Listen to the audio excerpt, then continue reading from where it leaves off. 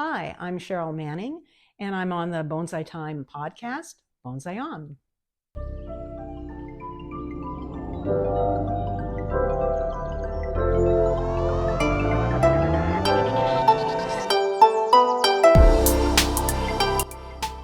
Welcome to the Bonsai Time podcast, the tree hugger's #1 spot for history, horticulture, and having fun. And this episode of Bonsai Time podcast, I'm here with Cheryl Manning to talk about her history, the history of bonsai in California, and her relationship with John Naka. Hi, Cheryl. Thanks for joining us on the Bonsai Time podcast. Thanks for inviting me. Could you tell us a bit about how people can reach you? I know you have a wonderful website with a lot of rich history. Can you tell our listeners where they can find that? Okay, yeah. My little bonsai website is betterbonsai.com, and it's got a little bit about me being in Japan, a little bit about John Naka, a little bit about all things bonsai. Great. Can you tell us about your life? Maybe start when you were in your childhood. I saw some of that on your website. Yeah, I think it was about 100 years ago I was born. No, I am born and raised in California, and growing up in the Sacramento area, I loved gardening. And when I graduated from college and I moved to Southern California, I was working in Huntington Beach, and I drove past a bonsai nursery on twice a day, and it was like, what is this? And I finally, after months, I went in and saw these gorgeous little gems, and I said, look, it's gardening. Oh, and it's art. And art was the other thing. I love to draw and paint and take photographs, and this little tiny plant in a pot kind of met two loves of mine, gardening and art. And I bought a couple. That was in 1981 from Murata Bonsai Nursery in Huntington Beach, and I bought a couple of plants, a couple of bonsai, and Bonsai Techniques by John Naka. That's how I got started. That's great. How did you combine those interests, like art and bonsai, into like what you currently ended up doing? Well, there's more to it, because I also I'm a bit of a storyteller, and I like writing. I love your stories. Oh, thank you. And so what I was able to do is, tell a story about my experience, tell a story about a tree, and again, be in nature, enjoy nature. But it's not just sitting back and enjoying it. I can put my artistic impression onto the plant, and that I made it my own, but honoring what the tree had to offer. But my artistic sensibility went into that, and it was just lovely. It makes me happy while I'm doing the work. And it gives me incredible joy to just appreciate the tree after the work's done too. So I love being in my garden. I love seeing the trees from inside the house. I love bringing trees in the house when somebody visits. It's just a part of my life. So when you started bonsai like when you were younger in California, was that like the time when bonsai was kind of booming here? Big boom. Okay. A big boom. There were, when I started in 1981, I was just doing it all by myself, me and my bonsai techniques.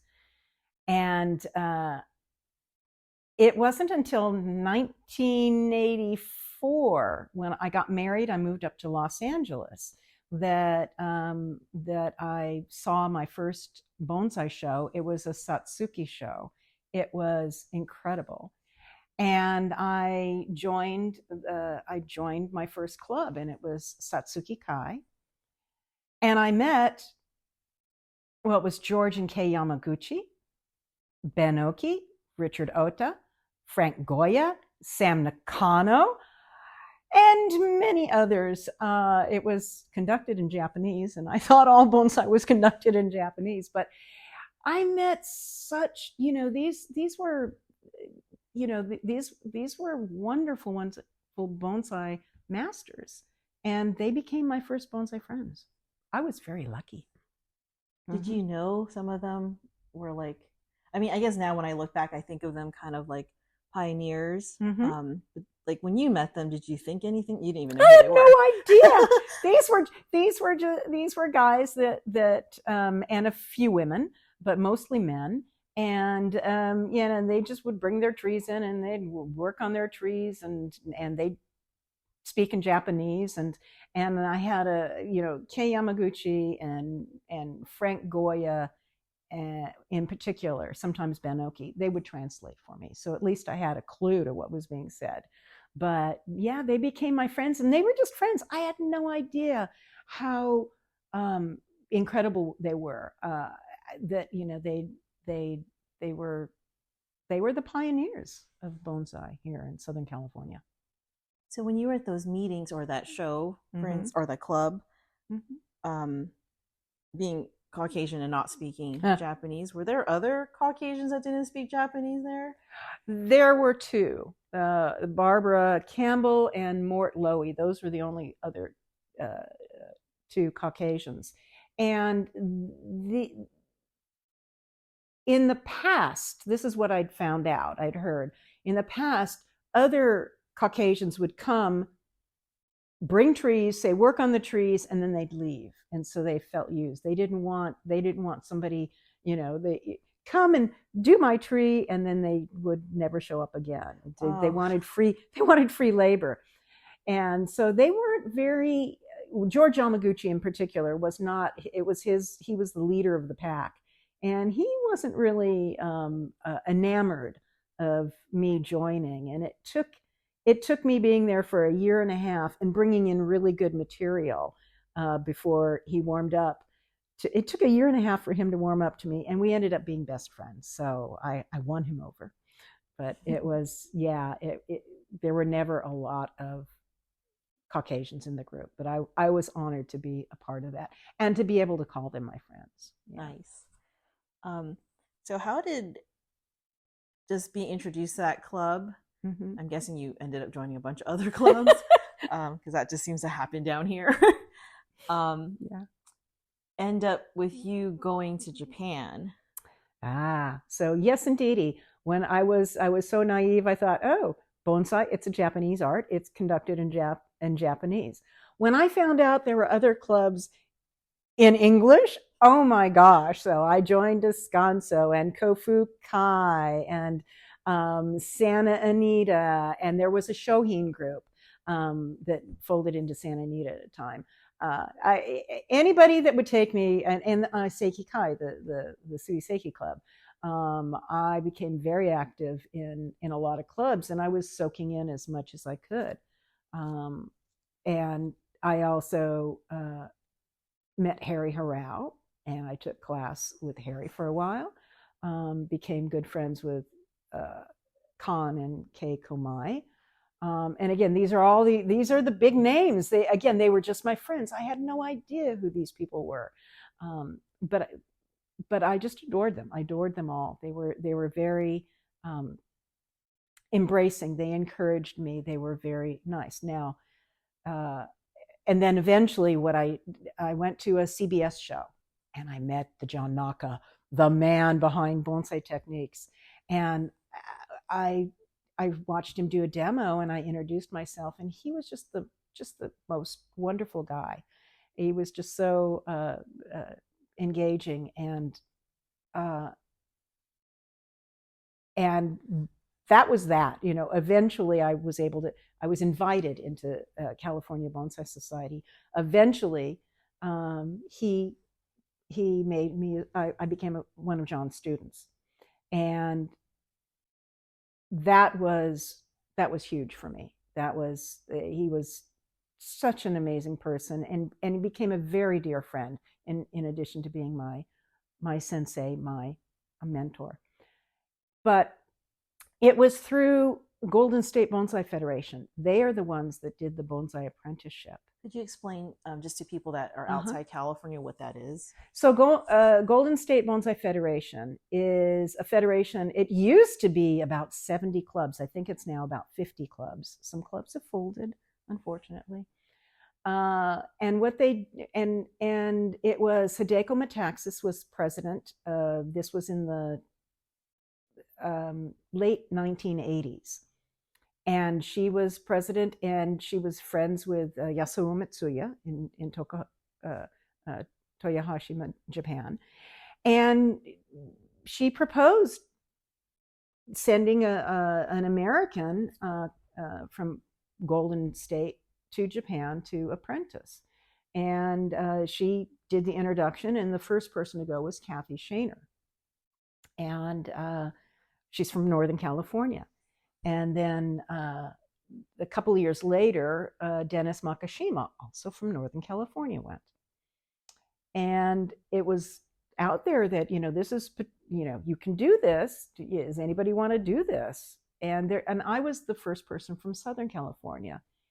And and so there was a commitment for 1 year.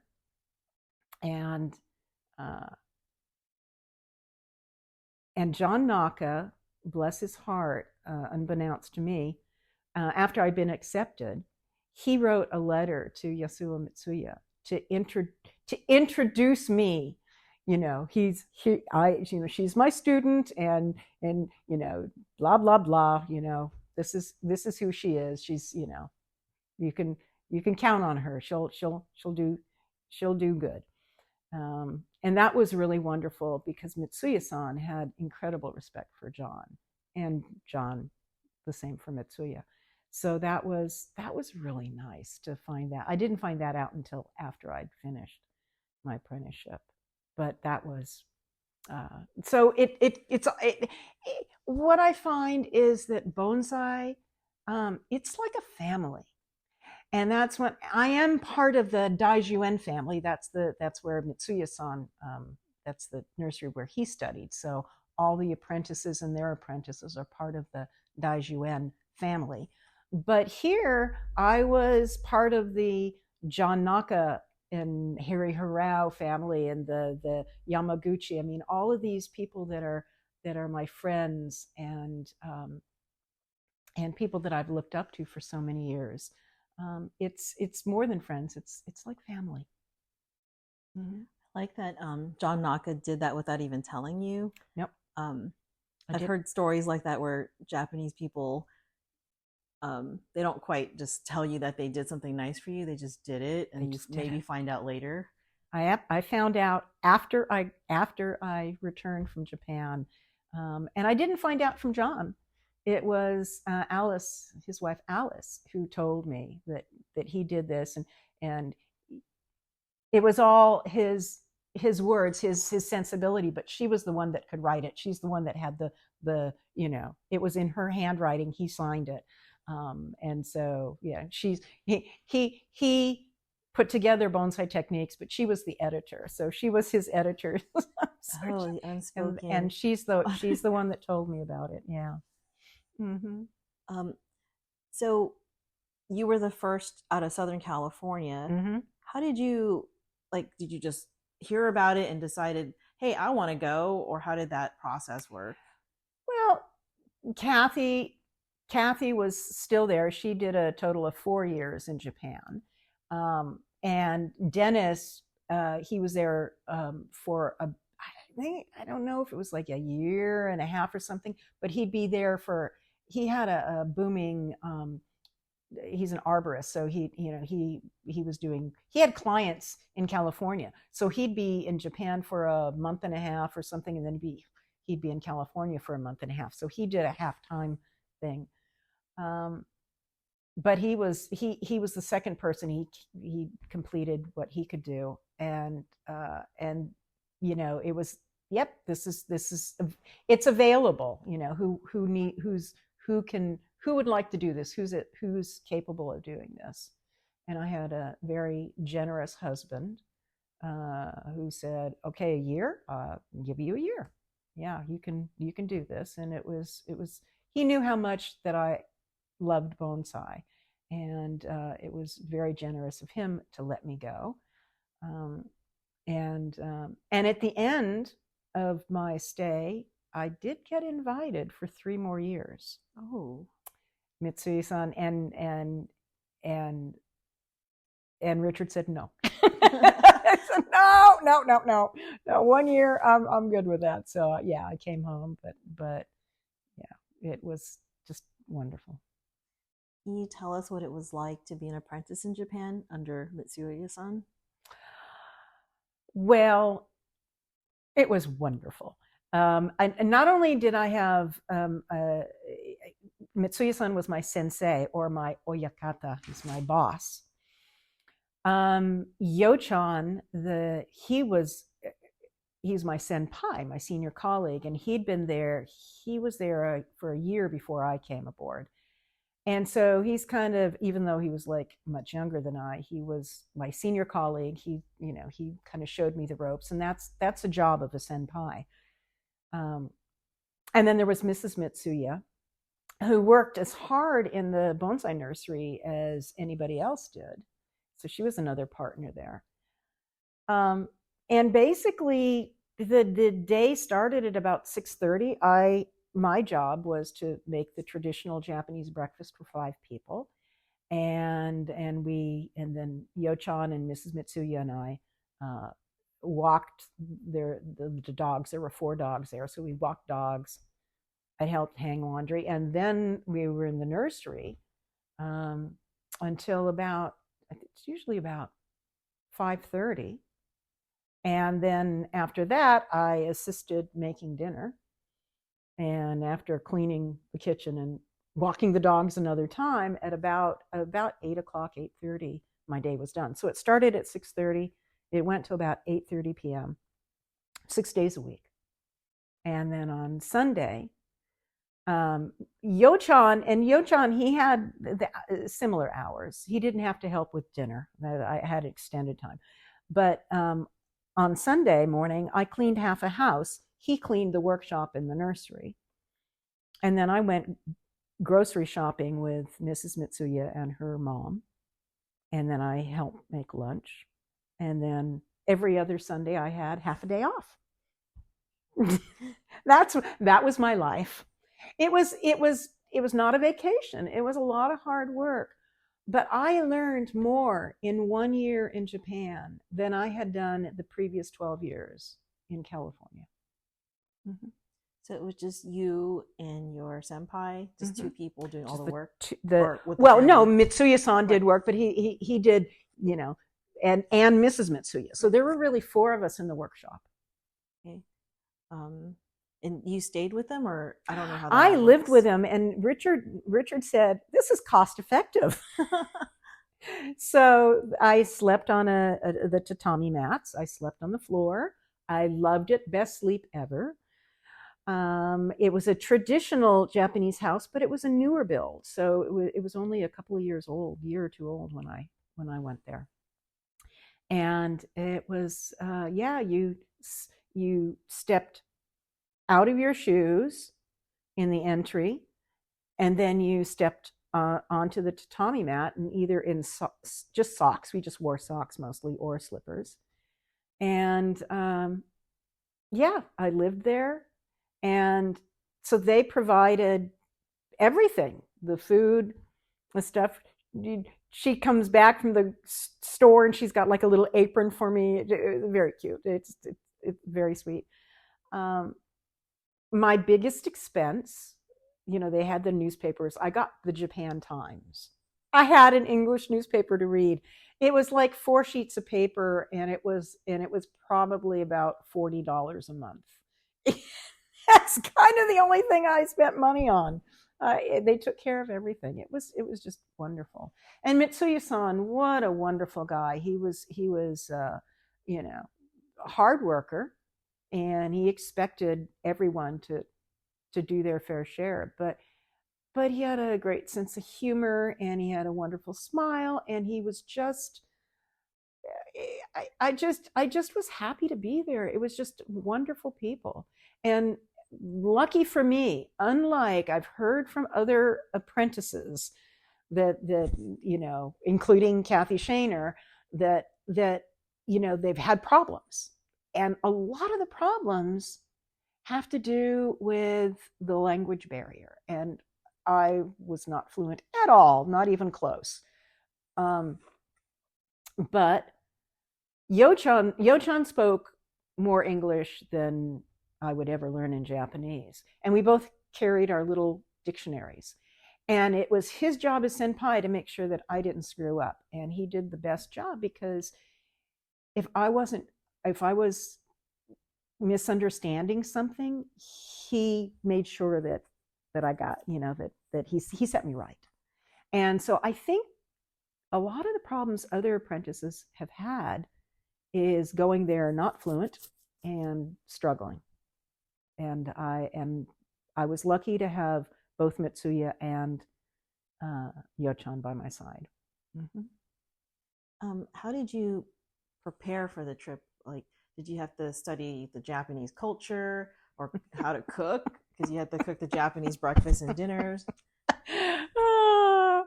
So the preparation, I took a beginning Japanese class at UCLA Extension, and so I'm learning all these. You know, they bring the meal, and when they bring you the meal, you say "itadakimasu." It literally means "I will receive," and it's just thank you for what you brought me. And I remember, and you say arigato, thanks, and you say doitashimashite. It was nothing. You're welcome or whatever. And I I think I'm prepared. Okay, I'm going to go there. I'll be nice. And I sit down for the meal, and I said itadakimasu, and they all looked at me and laughed. Because you just kind of whisper it, itadakimasu. It's just under your breath, and I'm shouting it to the world because I know what to say. What I found out, I quickly found out that the Japanese that I learned there, it's Hawaiian Japanese. It's not really the true Japanese. This is kind of the Hawaiian version of it. In my entire year of being in Japan, only once did I hear a person say doitashimashite, and that was we were in Kyoto for Taikanten, and there was one day that Mitsuya-san hired a cab for the day. Just stay with us. We're going to go here. We're going to go sightseeing. You just stay with us the whole time. So this guy just had an easy, very lucrative day with us. And when he gets his money and his tip, it was the cab driver said doitashimashite. He was so pleased. What I found out, you just there's a little grunt. Somebody says, thank you, or yeah, it's nothing. And so the language there, it was very it was different than I'd learned at UCLA Extension, but I got with the program. I learned very quickly. I could get around on my half day twice a month. I would take the train. I could get on the train. I could go shopping. Mm-hmm. This girl always knows how to learn how to shop. And I would practice my Japanese with shopkeepers, and they loved it. They loved it. Nice. So yeah, I was the cute American, but I was trying, and they really appreciate your effort, even if you flail a bit.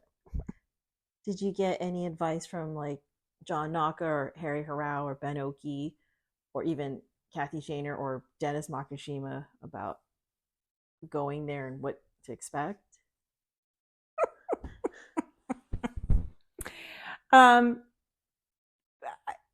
No, I not from them. Masahiko Kimura is the one who took me to breakfast to have a talk with me and to tell me how it goes. So I met Masahiko Kimura. It was my first convention. It was San Francisco, GSBF convention in Sacramento. I'm in San Francisco in 1990. I met him in 1990. And yeah, I met him, and he remembered me. And when I saw him 3 years later in Memphis, Tennessee, at a BCI convention, and in 1993 I'd been accepted. He already heard Cheryl, the one he met, that goofball he met in San Francisco 3 years earlier, has been accepted. Wow, word gets around. Huh? Those Japanese bonsai masters, they are the biggest gossips ever. So he knew that I was coming. He remembered who I was, and he sees me in Memphis, and he took me to lunch or breakfast. He invited me for that. It was Hideko Metaxas, the one who made the arrangements for me. She introduced me to Mitsuya-san. This was her thing. She was his translator in Memphis. So he knew Hideko for years. He had met me once before. And he just thought, she's just a goofball, that goes to these conventions. I'm going to have words with her. Basically, this is not a party, because he'd see me at conventions partying with my friends. This is work. This is real hard work. This is a commitment. And just basically reading me the riot act that, this is a job, and I've got to be serious about it. You can't be laughing your way through it. You got to be serious. And I thanked him for that. And again, he met me a couple of times. He didn't really know me that much, but bless his heart, he sat me down and had a talk. Yeah. That's kind of interesting. Mm-hmm. Now you can say you talked to Kimura and he gave you the rundown. he really gave me a talking to. And the thing was, I saw him in Japan. I saw him at the Kokufu show, and at Taikon 10. And he was all smiles. Oh, good. Because I guess I had, yep, she took my advice. She behaved herself. Because apparently word gets around. Very much so. Mm-hmm. So working on trees in Japan, what was that like? Oh, it's working on trees. Oh my gosh. The age of the trees, the provenance of the trees, it's astonishing. And I remember going to Daijuen. Mitsuya-san was visiting with his sensei, and I saw, and I remember, pointed out, there's this massive tree, this huge tree. It's probably like 6-7 feet tall in a big pot, and there were a pair of them, and they came from the Imperial Palace. They have lots of pairs of large trees to flank the entry to the palace. And he pointed out, yeah, this red pine, and it's 500 years old. 500 years in training. Wow. It's like, wow, the age. I remember one tree, it was the most expensive tree we worked on. I didn't do much work on it. But it took 4 of us to repot the tree, because it took 4 of us to move the tree. But it was a pine that had been collected like 200 years earlier. It'd been bonsai for 200 years. And it had been owned by a previous prime minister. So the client paid 1.2 million for it. I mean, it's like, who pays 1.2 million for a tree. Well, they do there. I would have been afraid to touch anything. Yeah. Well, of course, no. You please understand. The best stuff, Mitsuya had his hands on it. Oh. The next best, and some of the best, Yo-chan had his hands on it. And the little nothingness, that's mine. You were the low man. I actually helped on some nice trees, but no, the big, the big trees, this important trees, no, they're not that stupid. So when you came back, or towards the end of your apprenticeship and before you came back, what were you thinking you were going to do with what you learned there? Oh, okay. So, I'd seen Kathy Shaner do some demonstrations and lecture and such. And she was such an eloquent speaker. And I thought, oh, I can't do that. I'm just, no. But what I was good at was photography. So when I planned it ahead of time, I took slides. And so I thought, I will do slideshows. I can put together, I can tell the stories, whatever thing I want to talk about, I can organize a presentation with slides, because I will never be as knowledgeable or as eloquent as Kathy Shaner or a lot of other people. And that's what I did. When I got back, I put together a year as an apprentice, because other people would talk about it, but it's just words. I had pictures to show. So I did presentations on, a year of working on a pine, of pottery, matching trees to pots, and apprenticeship, and all kinds of things. So I would do different presentations with slides, and that's how I could make my mark. I would be better with the visual than with just the words. And that's what I did for a while. I did some traveling and did a lot of slide presentations. Mm-hmm. So people all over the U.S. knew you were in Japan and that you came back, and they started inviting you around? A few people, yeah. Mm-hmm. Yeah, I went to, I went around the Northeast, Illinois, Milwaukee. Yeah, there were, Florida. Yeah, I went to Texas. Yeah, who knows where I went? I went here, Washington, Oregon. I bounced around here and there. Mm-hmm. Did you like teaching the workshops you did? I love the workshops.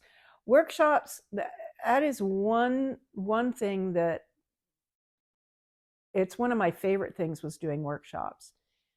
And this is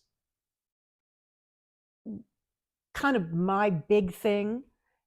And it really came out in workshops. It doesn't matter where you are in your bonsai journey. You can be a beginner, you can be an intermediate, you could be this hoity-toity, very advanced person. Whatever stage you're at in that workshop, you're going to be, it just matters. It's you and your tree. And if we can enlighten you, whatever level you're at, I just want everybody to walk away in a happy place, loving their little tree. And I've had some magnificent pieces of material come in, and collected material, and it's just got so much potential. And I've had some other people bring in just little tiny nothingness, and they walked out with such big smiles, because it doesn't matter your level or the material. You can always go forward. And that's kind of my favorite thing, because I've heard that others have criticized people bringing less than stellar material, and that's just something that my attitude is wherever you are in this process is good. You have to start somewhere. Yeah.